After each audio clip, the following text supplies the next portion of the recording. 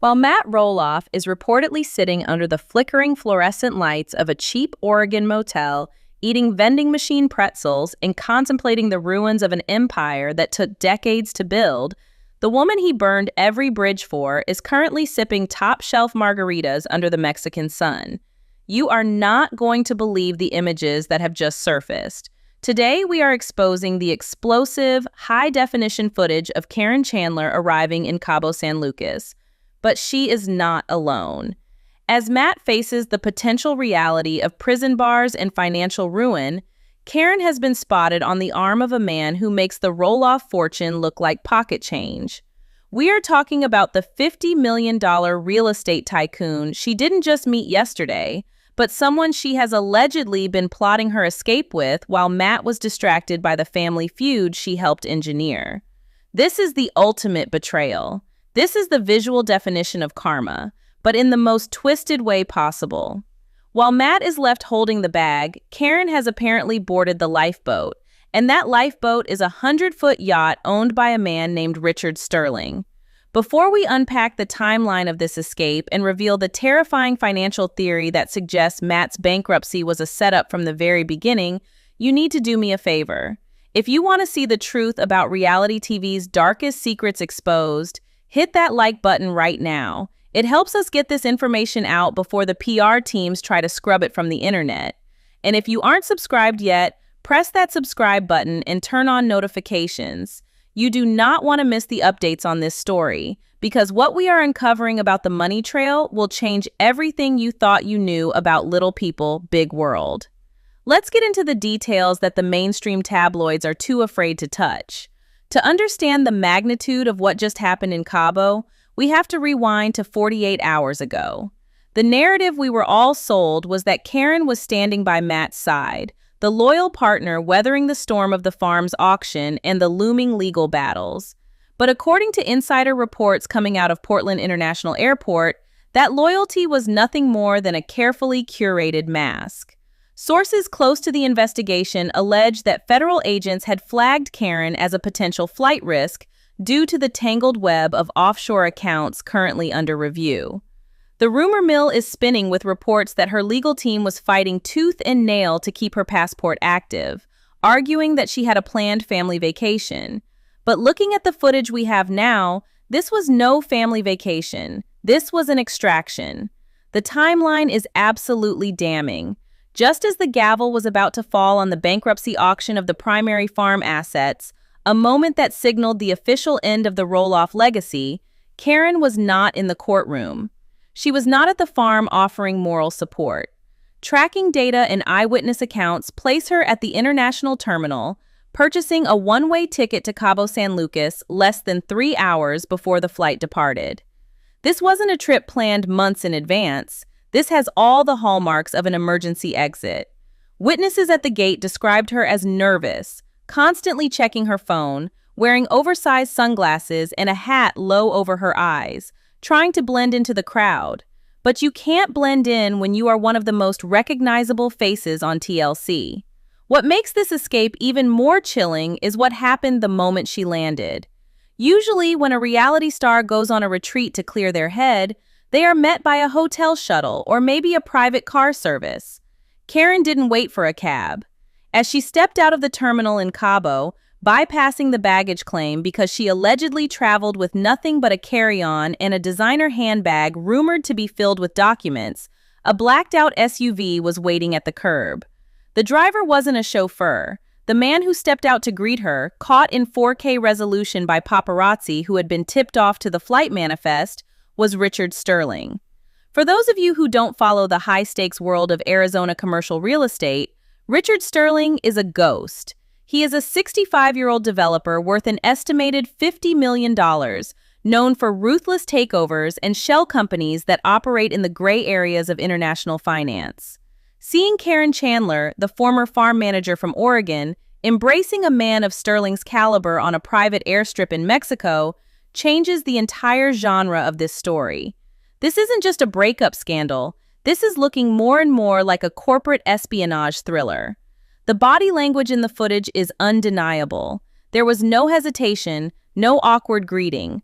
They looked like partners. They looked like a team that had just pulled off the heist of the century and made it to the finish line. We have to ask the uncomfortable question. How does a farm manager from Oregon know a shadowy Arizona tycoon? The mainstream narrative would have you believe they met recently, perhaps through mutual friends in the retirement community circles. But our deep dive investigation into public records and social media archives suggests a connection that goes back much further. A connection that casts a dark shadow over every decision Matt Roloff has made in the last 2 years. While Matt was alienating his children, refusing to sell the farm to Zach, and driving the property into the ground with bizarre renovation projects that hemorrhaged money, was he actually in control? Or was he being steered? The setup here is terrifying because it implies that Matt's downfall wasn't just incompetence, it was manufactured. Consider the timing. Matt faces prison time for financial irregularities and tax evasion connected to the farm's assets. At the exact moment he becomes a liability, Caryn pulls the ripcord. But she doesn't just leave, she upgrades. The flight risk citation mentioned by insiders wasn't just about her leaving the state. It was about where the money went. If the theories are true, the reason Caryn had to get to Cabo so urgently wasn't to get a tan. It was because Cabo is where Richard Sterling's operations are headquartered. It is a jurisdiction that is historically difficult for U.S. bankruptcy courts to pierce. Let's go deeper into the airport scene because the details matter. Reports state that just before boarding, Caryn was seen making a frantic call. Lip readers who have analyzed the grainy security footage surfacing on social media believe she said the words, "It's done, I'm coming now." Who was she talking to? Was it Matt, giving him a fake goodbye? Or was it Sterling, confirming that the final transfer, whatever that may be, had cleared? The tension in that departure lounge was palpable. You have to imagine the adrenaline. She knows the walls are closing in on Matt. She knows the auditors are going through the farm's books. She knows that once they connect the dots, they will come looking for her. And yet, she walked onto that plane with the icy calm of someone who knows she has a winning hand. When she arrived in Cabo, the transformation was instant. The nervous energy from the airport was gone. In the footage with Sterling, she is smiling. It's a smile that says, "I got away with it." They didn't go to a hotel. The SUV whisked them away to a private compound in the Pedregal Hills, a gated community known for housing billionaires and people who don't want to be found. This is where the narrative shifts from a reality TV drama to a true financial thriller. Matt is back in Oregon, reportedly unable to afford his own legal defense without liquidating assets that are currently frozen, eating vending machine food, completely isolated from his family. Meanwhile, the woman who was supposedly his ride or die is secure behind the gates of a $50 million estate, protected by a man who knows exactly how to hide assets from federal investigators. The contrast is sickening. It triggers that sense of outrage because we all watched Matt destroy his relationship with Amy and his kids for this woman. We watched him defend her against every accusation. We watched him put her on a pedestal, giving her power over the farm, power over the family legacy. And now, at his lowest point, she isn't just gone, she is thriving. She is living the life Matt promised her, but she's doing it with someone else, and potentially, she's doing it with Matt's money. The rumor on the street, and remember, these are currently just insider theories, is that the bad investments Matt made were actually funneling mechanisms. But we need to set the stage for how deep this betrayal goes. It's not just about her leaving, it's about the fact that Richard Sterling isn't a stranger. He isn't a random guy she met at a bar in Cabo. The connection between Caryn and Sterling is the key to unlocking the entire mystery of the farm's collapse. If you look at the flight logs, this isn't the first time Sterling's private jet has been in the vicinity of the Roloff timeline. But we will get to that. Right now, focus on the image of Caryn in that SUV. The tinted windows rolled up. The dust settles on the road as they speed away toward the ocean. That is the image of a plan executed to perfection. Matt Roloff, the man who thought he was the smartest guy in the room, the man who thought he could outmaneuver his own twin boys, never realized he was playing a game against a grandmaster. He was the mark. And as he sits in that motel room, scrolling through his phone, seeing these pictures of Caryn and Sterling plastered all over the internet, the realization must be hitting him like a freight train. He didn't just lose the farm. He didn't just lose his family. He played. The setup is complete. The pieces are on the board, Matt is in checkmate, and Caryn has left the building. But the question remains, how long was this going on?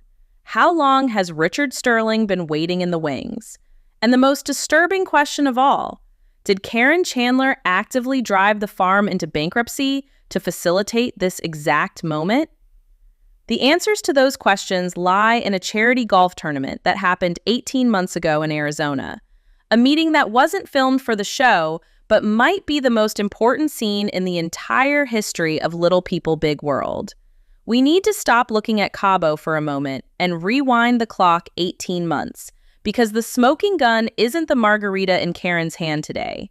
It is a photograph that was buried in the archives of a Scottsdale Society magazine, a photograph that nobody looked at twice until now. We have uncovered evidence that Caryn Chandler and Richard Sterling did not meet in Mexico. They didn't meet online. They met in broad daylight at an exclusive charity golf tournament in Arizona almost 2 years ago, long before the final judgment on the farm was ever delivered. This single piece of information changes the entire landscape. It turns a tragic breakup into a premeditated extraction. According to insider reports from the event staff present that day, Caryn attended the gala alone. Matt was reportedly back in Oregon, dealing with the early stages of the permit issues that would eventually plague his new build. In the photos we've dug up, you can see Caryn and Sterling engaged in what looks like an intense, private conversation near the clubhouse. They aren't mingling, they are conspiring. Sources allege that they spent over 2 hours together that afternoon. And here is where the timeline gets absolutely chilling. It was exactly 2 weeks after this meeting in Arizona that Matt Roloff suddenly changed his tune about selling the farm to his children. Up until that point, the narrative was difficult but straightforward. Negotiations were tough. But after Caryn returned from Arizona, insiders claim her advice to Matt shifted drastically. The theory gaining traction among forensic accountants reviewing the public filings suggests that Caryn may have been the voice whispering in Matt's ear, convincing him that the farm was worth astronomical numbers that Zach and Jeremy could never afford. Why? Because if the kids bought the farm, the money stays in the family. It stays local. But if the farm is leveraged for massive commercial loans or sold to outside developers, that liquidity becomes movable. And that is where Richard Sterling comes in. This brings us to the most terrifying financial theory of this entire scandal, the construction con. We have all watched in horror and confusion as Matt Roloff embarked on building that massive, unnecessary dream home on the property. We watched him pour millions of dollars into a foundation that seemed to take forever, into walls that cost a fortune, into materials that were constantly delayed. We all asked, why is Matt burning through cash when the farm is struggling? The answer, if these exclusive theories hold water, is that he wasn't burning it. He was washing it. We are looking into a web of subcontractors based out of the Southwest, companies that were brought in to consult and supply materials for Matt's new build. On paper, these looked like legitimate business expenses.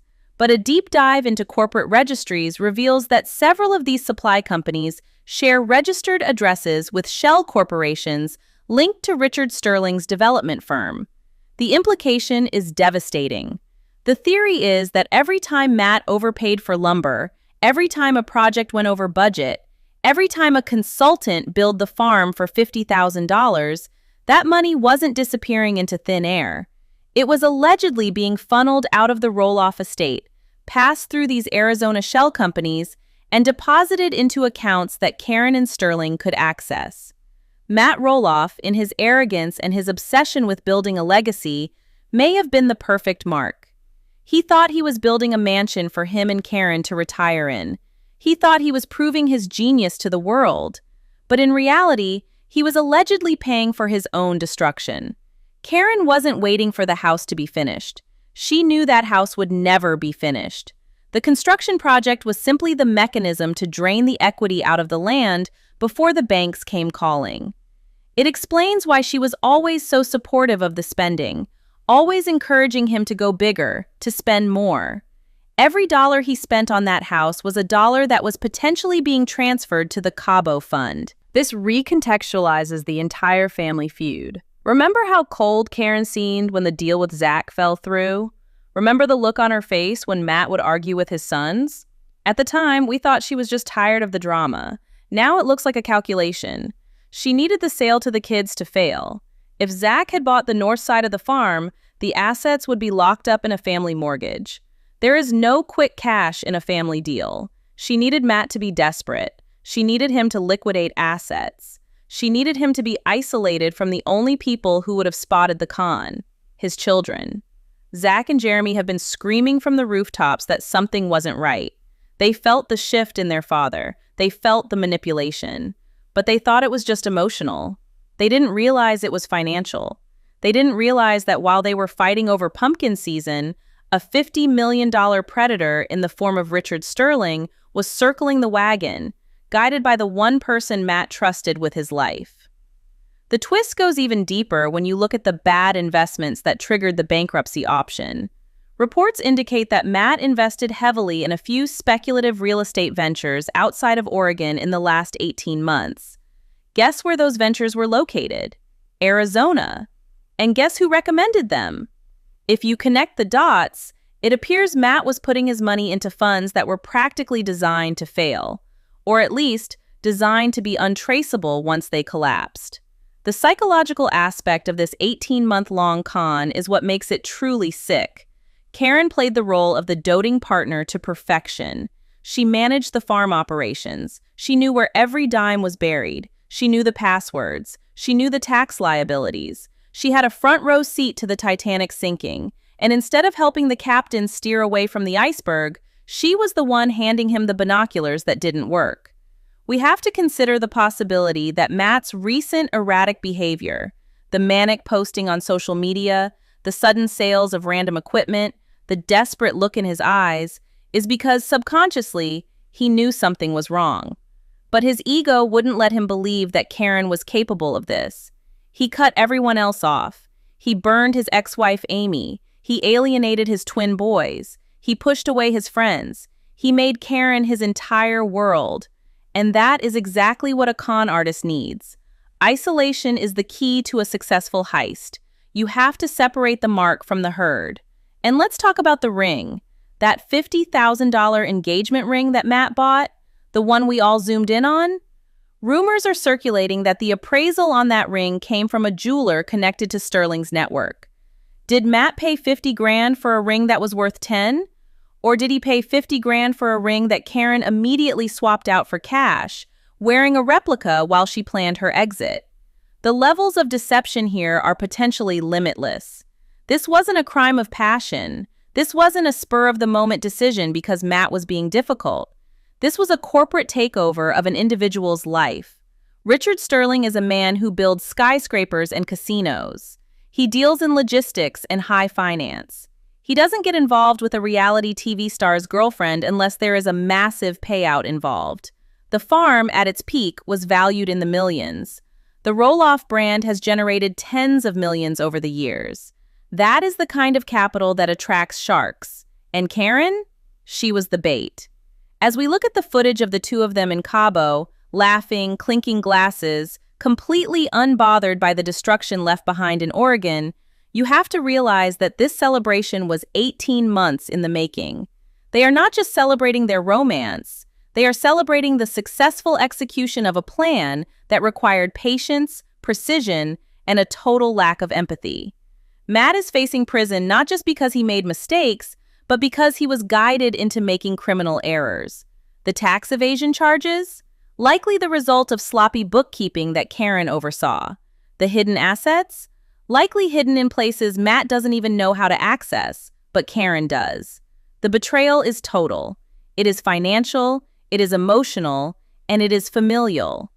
Matt Roloff thought he was the king of the castle, but for the last year and a half, he was just a tenant in a game rigged by the woman he loved. And now, the twist has snapped into place. The money is gone, the woman is gone, and the man who orchestrated it all from the shadows is finally stepping into the light. But the story doesn't end with them riding off into the sunset, because in their arrogance, they may have left a trail. The climax of this story is about the realization of what actually happened, and the devastating reality that Matt wasn't just ruined by greed, he was harvested. We have arrived at the most devastating realization of this entire saga. If you strip away the reality TV editing, the confessional interviews, and the family drama, what remains is the anatomy of a perfect crime. Matt Roloff wasn't just ruined by his own greed or stubbornness. He was the mark in a masterclass con that makes Hollywood heist movies look like child's play.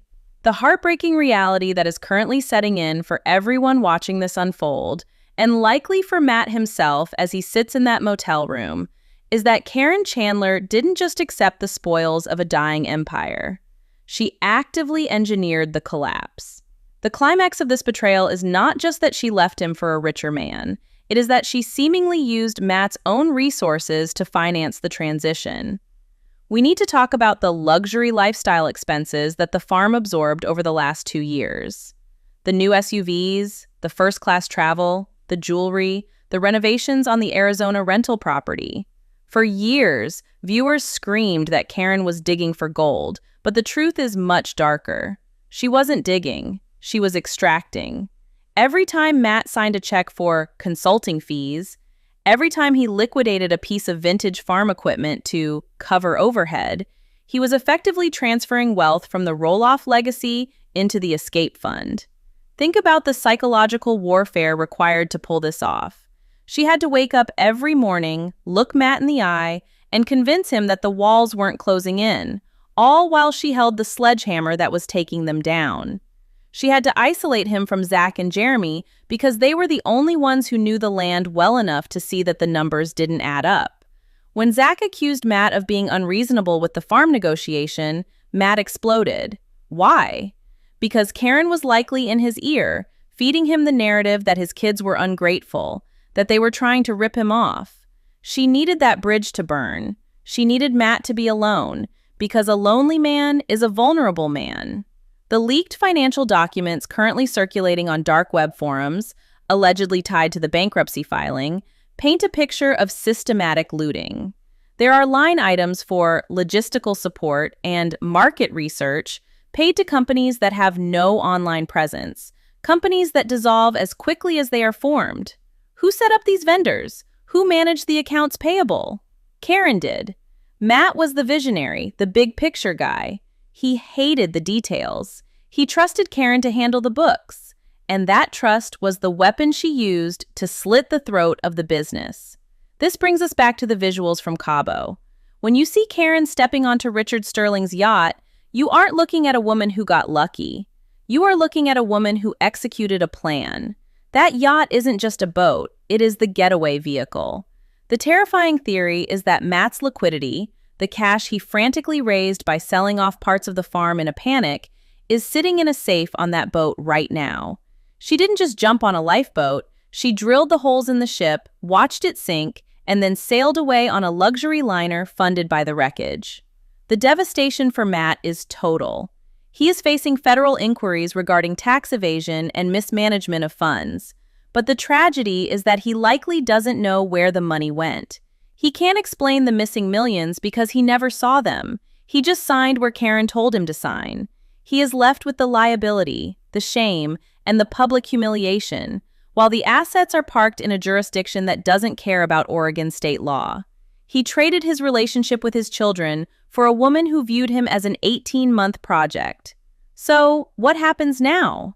This is the fallout.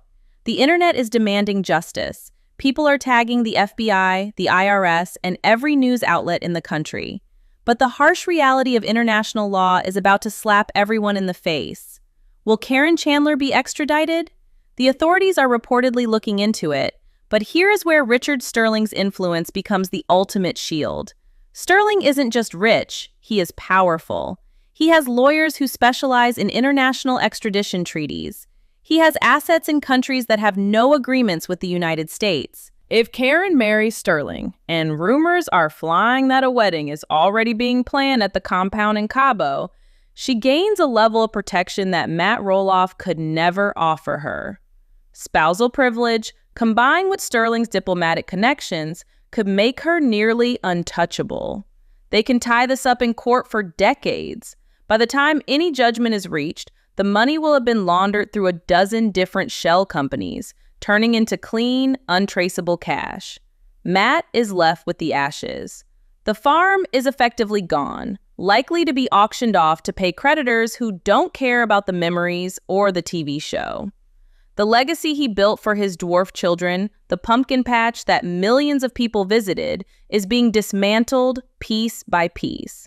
And while he sits in the cold, facing the possibility of prison for crimes he was manipulated into committing, Caryn is watching the sunset over the Pacific Ocean, holding a glass of champagne, safe behind the walls of a fortress built on money that used to belong to the Roloff family.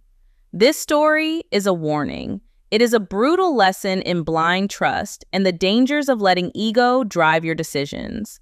Matt thought he was the smartest businessman in the room. He thought he could replace his family with a yes woman, but he forgot the cardinal rule of the con. If you don't know who the mark is, it's you. We are watching the end of an era, but the beginning of a mystery that will haunt the internet for years. Is Caryn a criminal mastermind who played the long game better than anyone in reality TV history? Or was Matt just so blinded by his own arrogance that he handed her the keys to the vault and looked the other way? I want to hear from you. This is the debate that is tearing the fan base apart. Do you think Caryn planned this from the very first day she stepped onto the farm? Or was this a crime of opportunity? Drop a comment below with the word mastermind if you think she orchestrated the entire collapse from day one. If you think Matt deserves this for how he treated Amy and the kids, type karma. We are going to keep digging. We have investigators looking into the Arizona shell companies as we speak. If we find the paper trail that links Sterling directly to the farm's accounts, we will be back with another video that will blow the roof off this entire scandal. Until then, keep your eyes open. The truth is always hidden in the details. Don't forget to like, subscribe, and hit that bell. You do not want to miss what comes next. Thanks for watching.